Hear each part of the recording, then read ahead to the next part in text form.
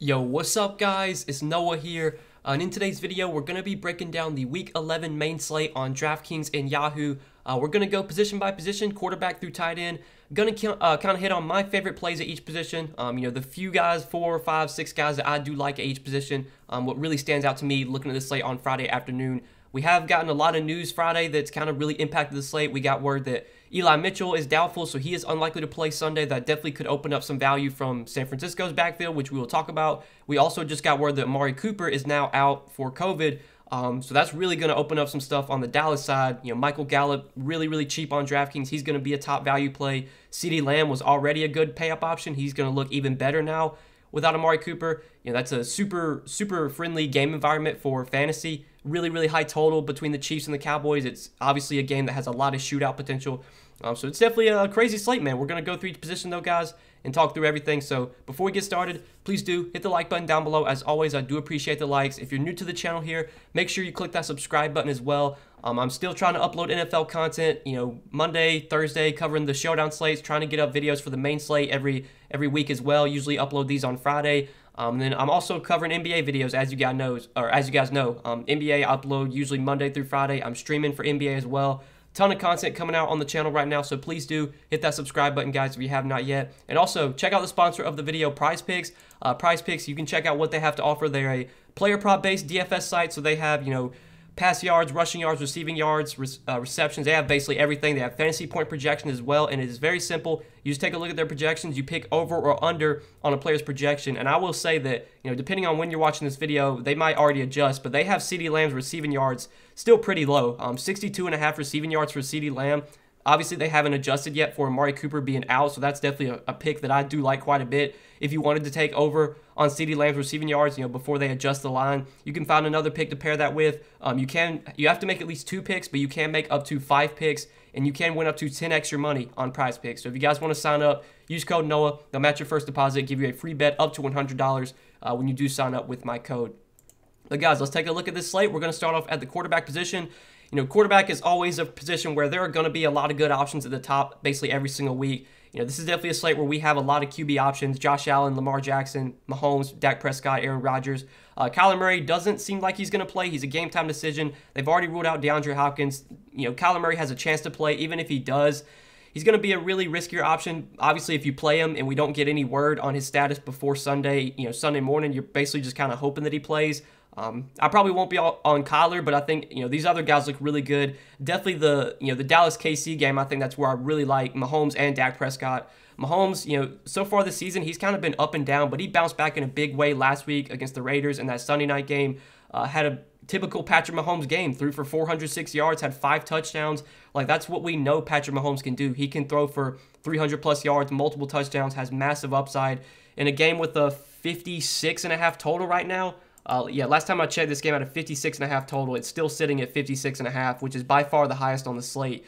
I mean, this is a really good spot for Mahomes. It's a good spot for Dak Prescott as well. I think these are 2 of my favorite pay-up options at quarterback. You can't go wrong with Josh Allen. You can't go wrong with Lamar Jackson either. I will definitely have those guys in my tournament player pool. In my 150 lineups, I will have them. I'll have exposure to those 2 guys. But I think if I was playing like one lineup, it would be between Mahomes or Prescott for me. I think Mahomes is the guy that I like the most right now. Going to include him in the early core. As always, guys, these are just kind of my final looks at the slate. But, we could get news, Saturday, Sunday that could change things. I do provide more updated content on Patreon. My full updated core plays, those are usually posted on Sunday morning. So if you want to check all my updated content, you can check out the Patreon link down below. But I do like Patrick Mahomes, taking a look at this slate Friday afternoon. He looks like a standout option at quarterback this week. And as I said, Dak's a really good play as well.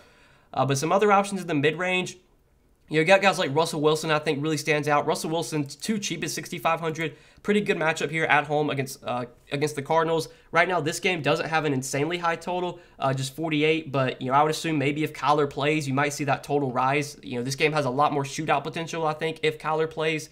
Russell Wilson, I was pretty high on last week. He made his return from injury or from the finger injury. Did not do well against Green Bay. They got shut out. Only had 7 DK points.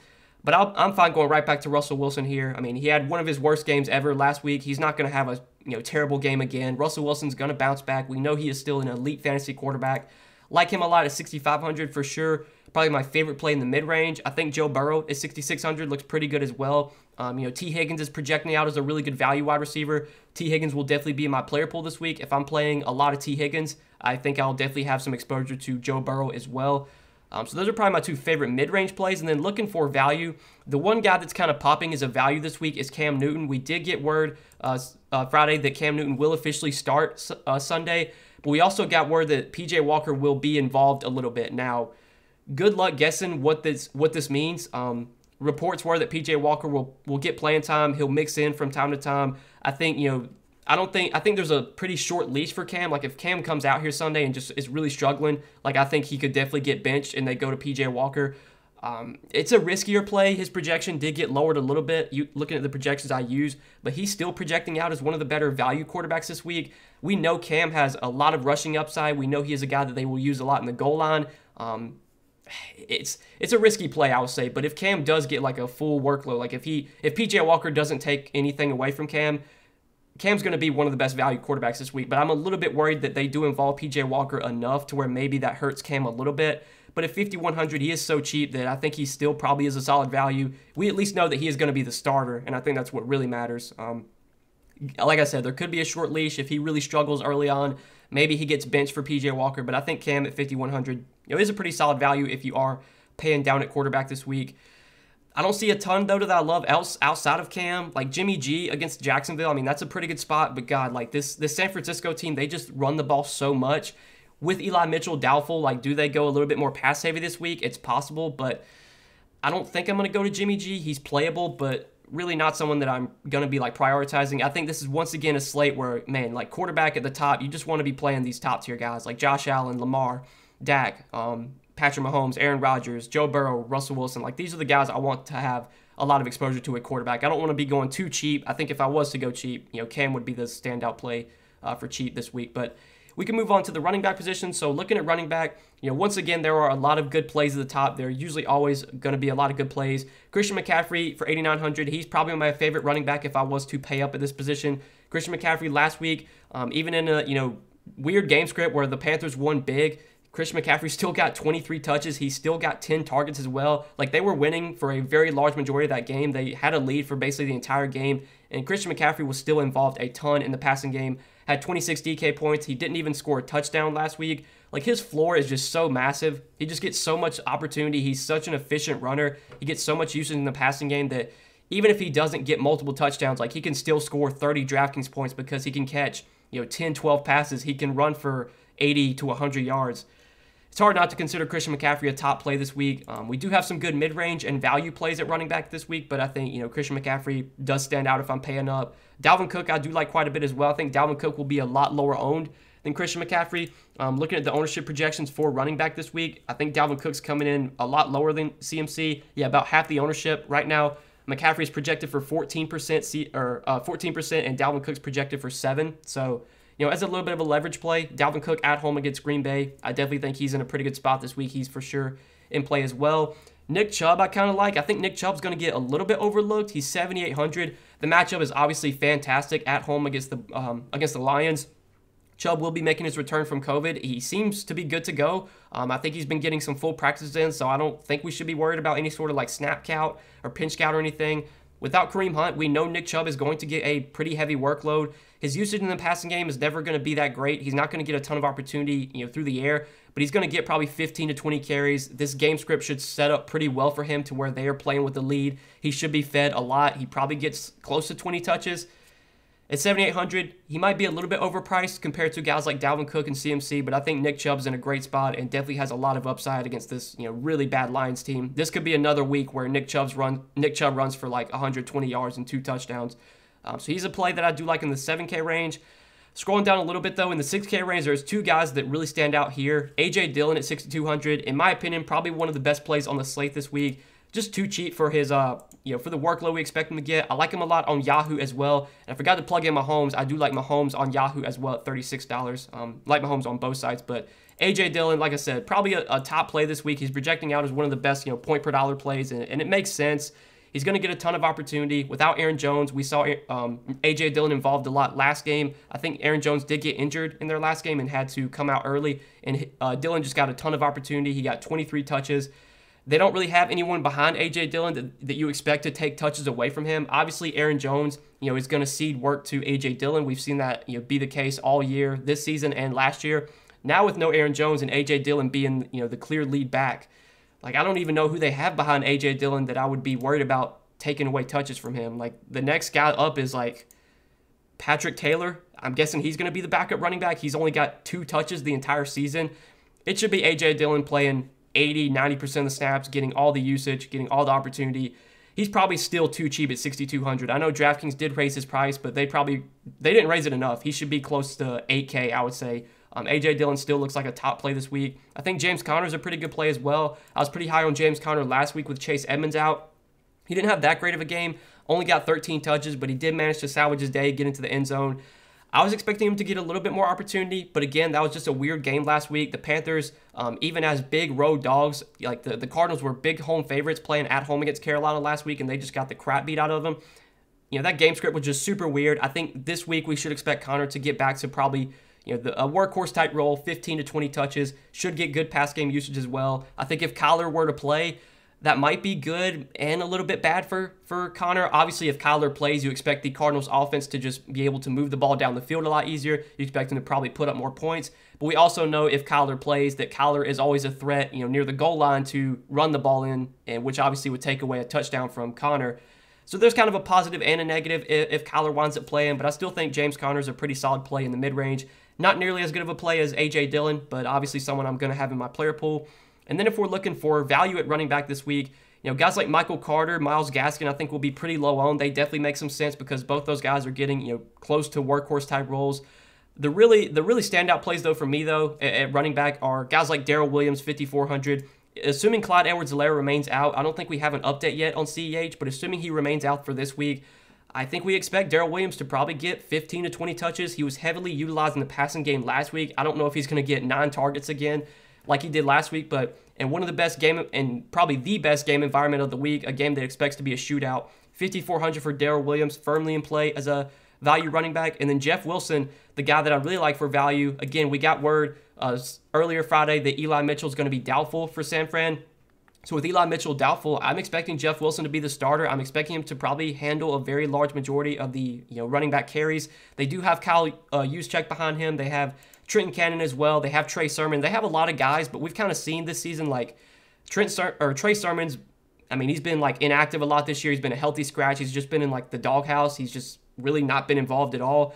Trenton Cannon is not someone they really have involved much at all this season either. Obviously, he'll probably get a few touches, but I don't expect him to take too much away from Jeff Wilson. And then Kyle Juszczyk, they're going to involve him a decent amount, but he's mainly like a fullback. He's not really a guy they're going to give 8-10 carries to. So I think with Eli Mitchell doubtful, with JaMychal Hasty out, we should expect a lot of touches for Jeff Wilson. The only thing I worry about that he doesn't get a ton of usage in the passing game, but even if he gets like 18, 20 carries, he should be efficient enough against this Jacksonville defense that he can put up a pretty good score for his salary. So he does stand out as a pretty solid value running back. Jeff Wilson is super cheap on Yahoo as well. So I do like him over there. $14. Definitely a guy I'm going to be pairing with A.J. Dillon in a good amount of lineups. And for sure, these are two of my favorite running back plays this week. But again, guys, there's a lot of good running back plays in the 5K range. Jeff Wilson, you got Darrell Williams, who we talked about. Even David Montgomery, who I skipped over. Like David Montgomery last week in his return from injury, still got 15 touches. I expect him to probably get 15 to 20 touches again here. He's too cheap at $5,500, especially if we expect his workload to increase this week. So David Montgomery's a guy that I like too. A lot of good running back plays, man. I'll say that. But I think we kind of hit on the main guys that I'm looking to target at this position. Now moving on to wide receiver. Again, wide receiver, every week there's going to be top-tier pay-up options here. You got Devontae Adams against the Vikings. Great spot for him. You got Tyreek Hill in what should be a shootout against the Cowboys. Really like Tyreek Hill. You got Justin Jefferson, who probably comes in a lot lower owned than those guys, but we know Justin Jefferson has massive upside. He might not project as good as Adams or Hill, but he could still easily outscore them. Same with Steph Diggs and Deebo Samuel. But I definitely think Devontae Adams and Tyreek Hill are the two best pay-up options at receiver. And obviously, since we've got Patrick Mahomes in kind of our early core, might as well stack him up with Tyreek Hill, who we know has got massive upside. And like I said, a game that's projected to be a shootout, high total, a lot of points should be scored here. I mean, the upside, the ceiling for Tyreek Hill is just massive in this type of game. He should get a ton of targets. We know he's going to dominate the target share in this Chiefs offense. Him and Travis Kelce probably see double-digit targets this week. Last week Tyreek Hill only had 83 receiving yards, but he got into the end zone twice. He just always gets open, man. I don't think I need to talk about Tyreek Hill for too long. I think you guys know that Tyreek Hill is going to be a top play almost every single week, and especially in a game like this, where it's projected to be a shootout. Tyreek does have a lot of upside here. He's for sure my favorite stacking option with Patrick Mahomes, but you could obviously stack him up with Travis Kelce. If you want to get a little bit contrarian, you could put McCole Hardman in there. But Tyreek's the guy that I do like the most here. And then some other pay-up options at receiver. A.J. Brown was really disappointing last week, but without Julio against the Texans, this is definitely a bounce-back spot for A.J. Brown. He's not projected for much ownership at all right now. I think he's a pretty solid play in the mid-range. CeeDee Lamb, he's going to project really well now that Amari Cooper's out. Should get a ton of targets. Again, great game environment. Should be a high-scoring game. Obviously, you could run back your Chief stacks with a guy like CeeDee Lamb, or if you wanted to stack up the Cowboys and obviously stack up Dak with CeeDee Lamb, that's something you could definitely do as well. 7,600 might feel expensive for CeeDee Lamb, but he's definitely worth it this week, especially with Amari out. Really like CeeDee Lamb, probably one of the better 7K receivers. If you're just looking for guys that project the best in that price range. And then scrolling down a little bit, in the 6K range, you got the Seahawks guys who I definitely like. I'll obviously have exposure to them, in my Russell Wilson tournament lineup. So DK at 6,800, Tyler Lockett at 6K. I'm for sure going to be right back on those guys. In the 5K range, Jalen Waddle. I've been playing Jalen Waddle a lot lately with Devontae Parker out. He's just been getting all the opportunity, been getting a ton of targets, running a ton of routes this year. At 5,600 against the Jets, Jalen Waddle still feels a little bit too cheap for just how much opportunity he's getting. And the matchup obviously is really good this week against, a really bad Jets team. So Jalen Waddle looks like a really good play. T. Higgins is projecting out as one of the better values at wide receiver. Hard not to like T. Higgins. He's just getting so much opportunity. Good matchup against the Raiders. This is a spot where we should expect another pretty high-scoring game. This game actually does have the second highest total on the slate behind the Chiefs and Cowboys, 50.5 total between the Bengals and Raiders. So T. Higgins at 5,400 probably remains too cheap still. He's just been so consistent this year. He's a guy that you probably are going to be looking to in cash games. He obviously is someone you could play in tournaments as well. In your Joe Burrow stacks, I definitely like T. Higgins.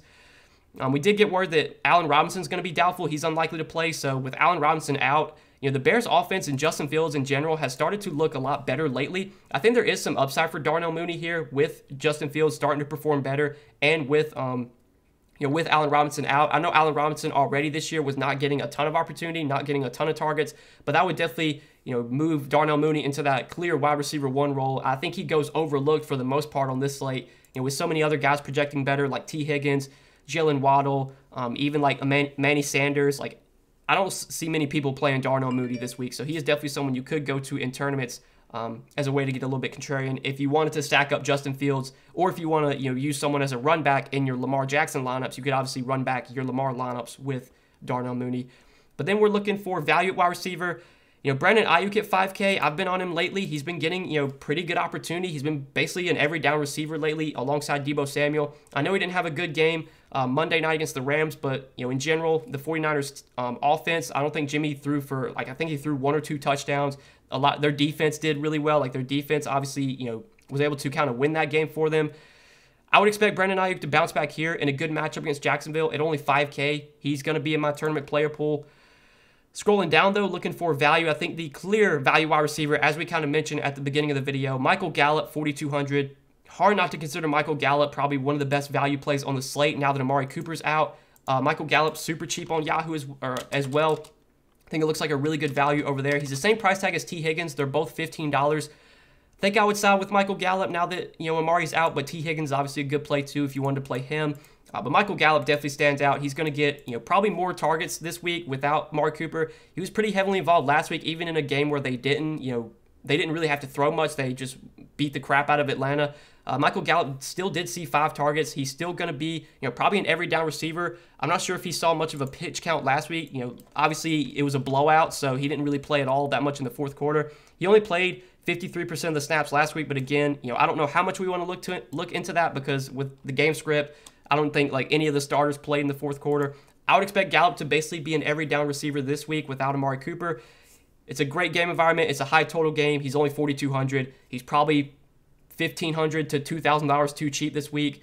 Michael Gallup is definitely my favorite value at the wide receiver position. And obviously, he correlates really well with our Patrick Mahomes, Tyreek Hill stacks. You can obviously run those back with Michael Gallup, which will probably be a popular kind of combination, but something that I'm definitely going to have exposure to in tournaments. Michael Gallup's going to be really chalky this week, but honestly, it's hard not to go there. He projects as, such a good value now. But then some other guys like Rondale Moore I've kind of been on lately. With D-Hop out again, I know that, Christian Kirk and AJ Green are kind of the two guys that have really been leading this team in targets. Those are the guys that are going to play a large majority of the snaps, but they will mix Rondale Moore in a little bit. I think if Kyler were to play, that would definitely boost the upside and ceiling for Rondale Moore. I think he still does have a pretty low floor in general, but we know he's got big play upside. We've seen him have big games this year. There should be more targets available. If D-Hop's out again, I'm pretty sure D-Hop's already been ruled out. So Rondale Moore as a riskier option at 4,200 is definitely in play. Mecole Hardman, probably would only go there like in my Chiefs stacks, but at 4K, Mecole Hardman in a high-scoring game could pop off, could have a decent game. But that's probably it for wide receiver. I think we covered most of the guys that I'm interested in at this position. We'll hit on tight end real quick before we do end the video. So looking at the tight end position, Travis Kelce at the top here for 7,100. Like Travis Kelce, if you're paying up at tight end, he is definitely the best play at the top, in my opinion. Again, great game environment, high total game. If you want to stack him up with Patrick Mahomes, I think you can obviously do that. If you want to stack up the Cowboys, Dak and CeeDee Lamb or Dak and Amari, and then run it back with Travis Kelce, I think that's totally fine as well. If I'm paying up at tight end, I do prefer Kelce over Kittle and over Waller. But obviously, George Kittle, Darren Waller, both those guys are in play as well. George Kittle looked a lot better lately. He's starting to get healthy again. Scored a touchdown in back-to-back games. Been playing a very large majority of the snaps. He's basically resumed his every down tight end role. Great matchup against Jacksonville. Definitely like George Kittle. Probably would put him second behind Kelce and then Waller third. But some other tight ends, if you're looking to go a little bit cheaper, I mean, Dallas Goedert, like he's just too cheap every single week. He's going to be an every down tight end. He should get a large majority of the targets with Zach Ertz no longer on the team, with him basically being, their number 2 option behind Devontae Smith. Devontae Smith and Dallas Goedert should be the two guys you really see get most of the targets in this Eagles offense. I know Jalen Hurts lately has not been throwing the ball a ton. They've been running the ball a lot. But in a game script like this against the Saints, where maybe they throw the ball a little bit more, I don't know if they're going to have much success running the ball against the Saints defense. The Saints have always been pretty good against the run. So Dallas Goedert at 4,400, if you're not going to pay up for the guys we mentioned, he probably looks like the best play in the 4K range. I do want to take a look at the projection, see what other guys are kind of popping at tight end. Goddard's kind of the guy that's, he's the one popping in the mid-range. Gesicki, for 5,200, I think is totally fine as well. Mike Gesicki, him and Jalen Waddle are going to be the two guys that get pretty much most of the targets in this Dolphins offense. We've seen, last few weeks, 7, 8, 9 targets for Mike Gesicki. Again, good matchup against the Jets. I think he's someone you could go to. Value-wise, though, at tight end, if we're looking for guys that are projecting well for cheap, Cole Kmet is getting some ownership. For 3,400, I definitely see it, especially with Allen Robinson out. There's going to be more opportunity for guys like Cole Kmet. Obviously, we talked about Darnell Mooney. I don't think Cole Kmet, I don't know what his ceiling is. I'll say that. I think he's definitely kind of touchdown or bust. But he did have 6 catches for 87 yards last week. He had the most receiving yards he's had all season. Does that continue this week? Not sure, but in a game script where they're probably going to be forced to throw against Baltimore, I mean, Cole Kmet, without Allen Robinson, does have a little bit of upside, I guess, at 3,400. He's a fine punt play if you're looking to go a little bit cheaper at tight end. I think that's it, though, for the tight end position. Really, nobody's projecting that well below Kmet. Gerald Everett's getting a little bit of ownership, but I don't really love that. I think Kmet is a pretty good tight end play. Just, I do worry a bit about his ceiling. I don't really know what his ceiling is, but again, he's 3,400, so it's not like you need him to go for 25 DK points. If he scores a touchdown, he's probably going to be pretty good for his salary. But I definitely like the top tier guys here. If I can, I want to try and pay up at tight end as much as possible. Kelce, Kittle, Darren Waller, even Mark Andrews is fine, but I think those top 3 guys all look really, really good. Ownership for the most part is kind of spread out at tight end. Right now the highest owned tight end is projected to be Cole Kmet at 16.9%. Second highest is Darren Waller at 16.5%. So you're not seeing any tight ends pop this week. You're not seeing any tight ends just running away with the ownership or projecting out that well. So definitely we'll have kind of a spread out player pool in my 150 lineups when it comes to the tight end position. But I plan on having the most exposure to the top guys if possible. But I think that's it, guys. I think that's it for tight end, and that's it for this Week 11 main slate. I hope you guys did enjoy this video. As always, I do appreciate you watching. If you enjoyed, please do, guys, click the like button, click the subscribe button as well. If you haven't yet, check out the sponsor of the video, PrizePicks. Again, that free pick I gave out earlier with CeeDee Lamb's receiving yards, we'll see if it's still up. Just refreshed, and it is, it's still up, 62.5. So over 62.5 receiving yards for CeeDee Lamb now that Amari Cooper is out. That is a pick that I definitely like on PrizePicks that you can go get in. And if you want to take a look at their board and make some other picks for yourself, you can see everything they have to offer. You can look at their yardage props. You can also take a look at their fantasy point projections.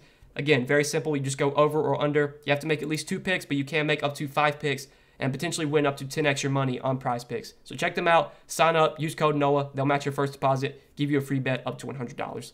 But best of luck this week, guys. Thanks for watching. Hope you enjoyed. We'll see you in the next one. Peace.